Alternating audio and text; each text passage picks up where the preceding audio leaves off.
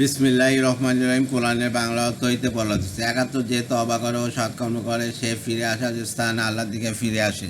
৭২ এবং যারা মিথ্যা কাজে যোগদান করে না এবং যখন অসার ক্রিয়াকর্মের সম্মুখীন হয় তখন মান রক্ষা তো ভদ্রভাবে চলে যায়। ৭৩ এবং যাদের তাদের পালনকর্তার আয়াতসমূহ বোঝানো হলে তাতে অন্ধ ও বধির সদৃশ্য আচরণ করে না। ৭৪ এবং যারা বলে আমাদের পালনকর্তা আমাদের স্ত্রীদের পক্ষ থেকে এবং আমাদের সন্তানদের পক্ষ থেকে আমাদের জন্য চোখের শীতলতা দান করো এবং আমাদের মুক্তাদিদের জন্য আদর্শ স্বরূপ করো। ৭৫ তাদেরকে তাদের সবরের প্রতিদানে জান্নাতে পক্ষ দেওয়া হবে এবং তাদের তথায় দোয়া ও সালাম সহকারে অভ্যর্থনা করা হবে। ৭৬ তথায় তারা চিরকাল বসবাস করবে, অবস্থান স্থল ও বাসস্থান হিসাবে তা কত উত্তম।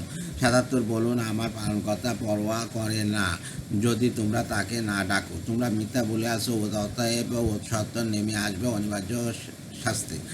সূরা ২৬ আয়াত ২২৭ মক্কায় অবতীর্ণ। রুকু ১১ পরম করুণাময় ওয়াসিম দয়ালু আল্লাহর নামে শুরু করছি। প্রথম রুকু ১ তোয়া সিন মিম। ২ এটি সুস্পষ্ট কিতাবের আয়াত। ৩ তারা মুমিন না ইহা হওয়ার সম্ভবত নিজের জীবন বিসর্জন দেবেন।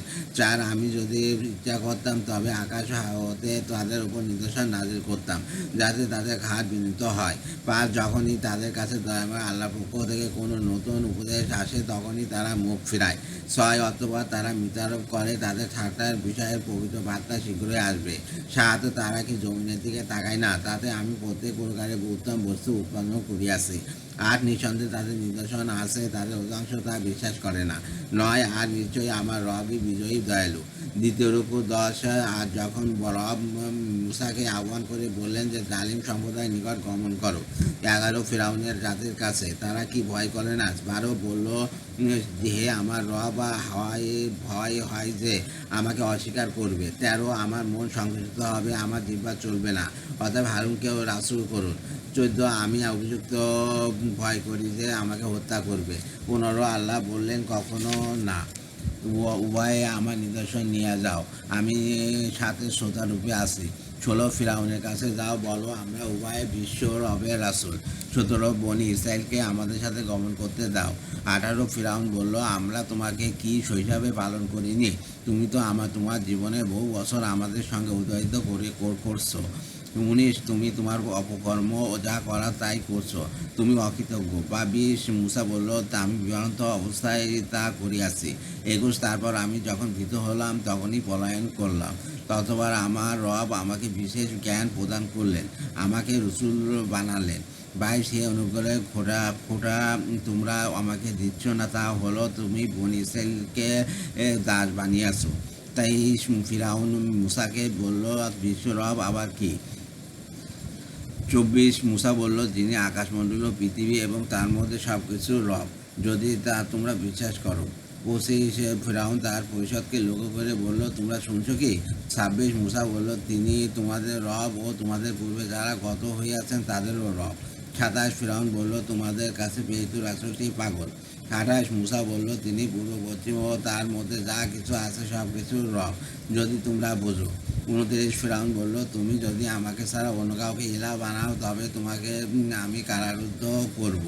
৩০ মুসা বলল, তোমার কাছে যদি স্পষ্ট কিছু আনি তবুও। ৩১ ফিরআউন বলল, সত্যবাদী হলে আনো।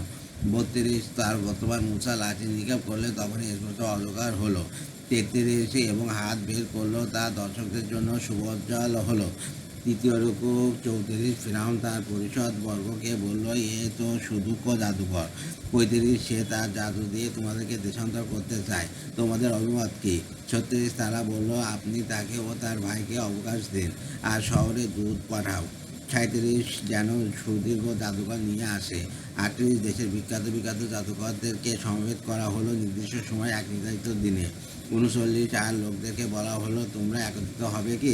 ৪০ যেন আমরা জাদুকরদের অনুসরণ করতে পারি যদি তারা বিজয়ী হয়। ৪১ তারপর জাদুকররা এসে ফিরআউনকে বলল, বিজয় হলে আমাদের জন্য পুরস্কার আছে তো? ৪২ বলল, হ্যাঁ, তোমরা তখন আমরা ঘনিষ্ঠ লোক হবে। ৪৩ মুসা তাদেরকে বলল, তোমাদের যা নিক্ষেপ করার তা করো। ৪৪ তারপর তারা রুজু ও লাঠি নিক্ষেপ করে বলল, ফিরআউনের ইজ্জতের শপথ, নিশ্চয়ই আমরাই বিজয়ী হবে। ৪৫ ততবার মুসা সিও লাঠি নিক্ষেপ করলে তাদের অলিক বস্তুগুলো সব গিলে ফেলে। 46 তখন জাদুকররা সবাই সিজদা পড়ে গেল। 47 এবং বলল, বিশ্বরবের প্রতি আমরা ঈমান আনলাম। 48 তিনি মূসা ও হারুনের রব। ধন্যবাদ।